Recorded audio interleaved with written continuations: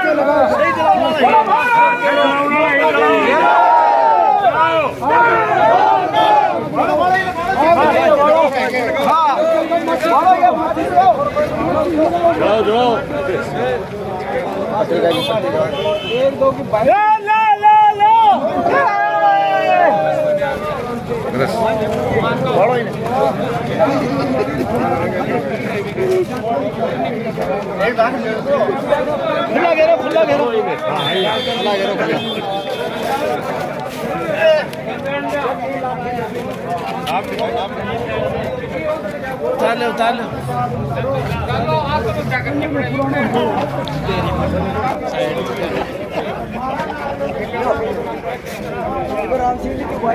सदस्य उदय परवाटी ward number 2 पीचनवाड़ और खिवासर।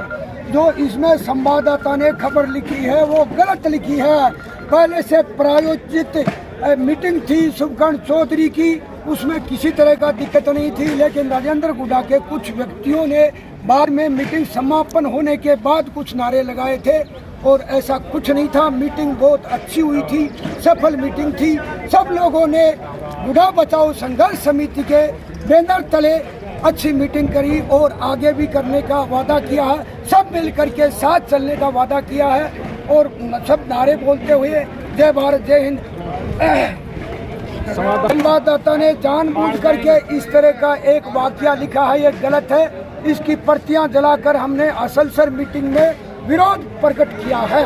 बड़ा विरोध करेंगे। इस संवाददाता को हटा देना चाहिए कि इसने गलत समाचार प्रस्तुत किया है। भारत जय हिंद। सबसे पहले हिंदू नववर्ष की राम राम।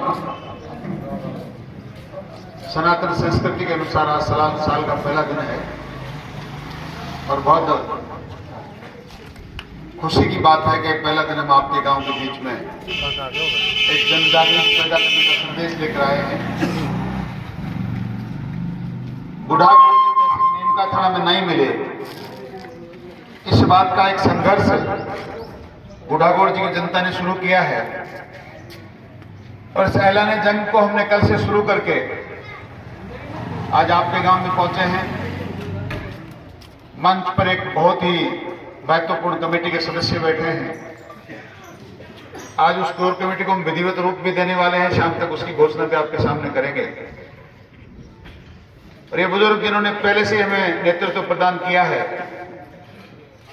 मैं इन लोगों से 2-3 दिन से लगातार निवेदन कर रहा हूं कि आप लोग हमें अपना आशीर्वाद दें, आप हमें मार्गदर्शन भी करें। और इस संदर्भ में आज मैं प्रातः आदरणीय ओम प्रकाश जी महिला पूर्व सरपंच कीटनवार के घर पर मिलने गया था। कॉफी पीते पीते ओम जी ने मेरे से कहा कि खंडेला तो नीम का थाना में नहीं जाएगा। मुझे बड़ा अचंभा सा लगा।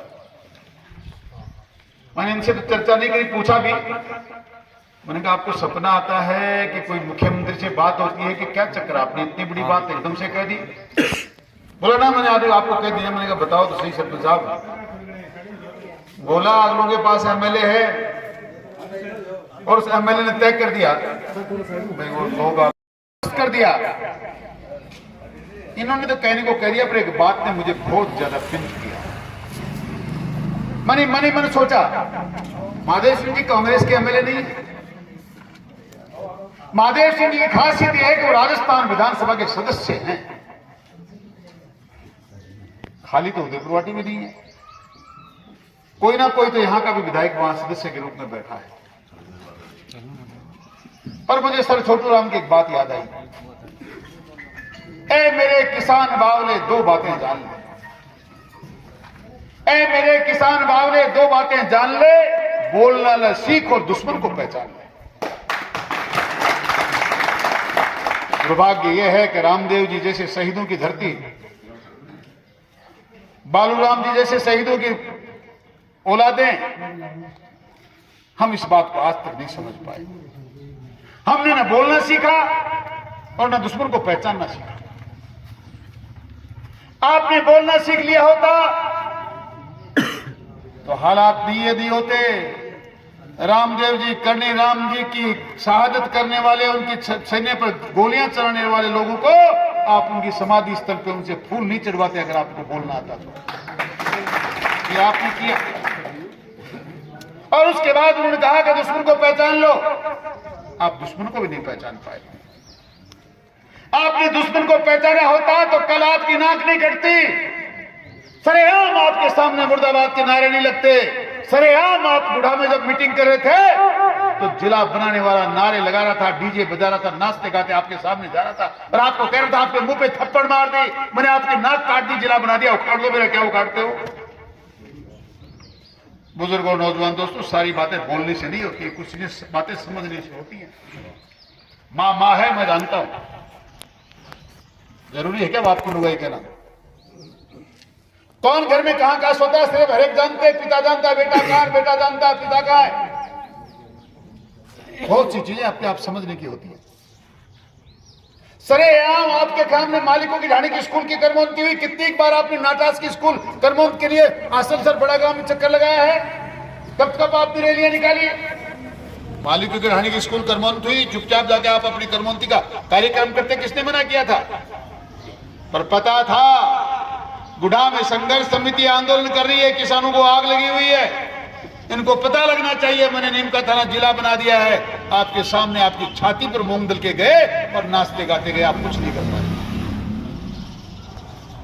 बड़ा गांव जिसको सबसे ज्यादा दिक्कत है नीम का थाना में, आपने जो आज भाषण दिया, कल भी आप यही भाषण दे रहे थे कि हमें राजनीति से कोई लेने देना नहीं है, हम वोट मांगने नहीं आए। और आपकी देखो देख मैं भी कह रहा था, नहीं मैं वोटों के लिए बात नहीं करने आया, हम सब लोग एक है, हमारी ना कोई जाति है, ना पाति है, ना धर्म है, ना मजहब है, आओ सब लोग मिलकर साथ चलें। उसके बाद भी मुर्दाबाद के नारे लगे। सोचिए कहां से आती है उपदेश। ये दो ही बातें हैं कि आप दुश्मन को पहचानते नहीं और बोलना आपको आता नहीं। और कोई कुछ करता है तो हम सिर्फ एक ही काम करते हैं, अपना कोई आगे नहीं निकलना चाहिए। ये गया क्या तो टंकी को पहुंचने से पहले पहले टांग खींच के वापस लाओ। आपकी मर्जी है, आप जो चाहे निर्णय करें। मैं तो आपको मात्र इतना बताना चाहता हूं, कई लोग बड़ी जल्दबाजी में हैं। कई कहते हैं ये कब आत्महत्या करेगा, कोई कहता है कब आत्मदाह करेगा, उसके बाद हम करेंगे। भाई पहले क्या दिक्कत आ रही है? और आपको बताऊं, वैसे हम पीछे नहीं है, हम तो पीछे हैं। बालूराम जी की मूर्ति हमने तो नहीं लगाई, लेकिन झुंझुनों में लोगों ने लगाई है। मैं धन्यवाद देना चाहता हूं आपको, आपने रामदेव जी, कर्णी राम की मूर्तियां लगाई। पूरी जिंदगी मरने के बाद भी 15-20 साल और जीने के बाद भी दुनिया में कोई मूर्ति नहीं लगाने वाला। मैं तो चाहता हूं सुदेव पुरवाड़ी के लिए मर जाऊं, कम से कम एक मूर्ति तो लग जाए। और मूर्तियों का दुरुपयोग हमारे परिवार में समाज के लोगों ने किया। 4-4, 5-5 बार विधायक बने। मेरे साथ एक विडंबना और है, मैं चारों तरफ जब दृष्टि घुमाता हूं तो लगता है कि शायद इस मामले में मेरे जैसा कोई व्यक्ति नहीं। मैं इस मंच के माध्यम से आज आपके बीच में कह रहा हूं, मेरे परिवार में मेरे बाद आज की तारीख में राजनीति करने वाला कोई व्यक्ति है नहीं। ऐसा हुआ होता तो सड़ जाता तैयार नंबर देख तो आगे तो छोरा को नंबर आओगे वो को नहीं आवे, क्योंकि भागे जिम में बोली। एक भी नेता का नाम बताइए झुंझुनू जिले में राजनीति करने वाला जिसके परिवार में आगे वाली पीढ़ी राजनीति नहीं करती हो, नहीं पार पड़ती, वो अलग बात है। पर हर एक के पीछे कोई ना कोई लाइन लगा के खड़ा है। कई तो ऐसे हैं जो बिना उम्र के 15 साल की उम्र में लिया है उनकी जिंदगी बर्बाद करने के लिए। मैं इस काम को बुरा मानता तो मैं भी नहीं अपनाता, पर अगर वाकई ये सेवा का काम है तो अच्छा काम है। पर जो लोग इसको सेवा के बजाय स्वार्थ और अपना व्यवसाय समझते हैं, उनके लिए काम उचित नहीं है। और मेरे बच्चों का, मेरे परिवार का कहना है, सेवा कर पाएंगे तो हम काम करेंगे, पर हमको इस बात से उपार्जन इसलिए नहीं करना है कि आपने हमें वो संस्कार दिए हैं और भगवान ने हमको इतना आशीर्वाद दिया है कि हम इस व्यवसाय को इस राजनीति के बिना चला सकते हैं, इसलिए हमें यही ठीक है। और जिसे चर्चा कर रहा था मैं, तो मुझे लगा काश उदयपुर वाटी का भी ऐसा कोई रखवाला होता, काश मेरे किसान समुदाय से कोई गलती ना हुई होती, तो मैं चाहे भारतीय जनता पार्टी का होता कि किसी और दिमाग से होता, पर महादेव सिंह जी खंडेला निर्दलीय विधायक होकर राजस्थान की विधानसभा में जाकर गहलोत साहब की चिट्ठी आई है, आपके कहने के बाद मैंने पढ़ा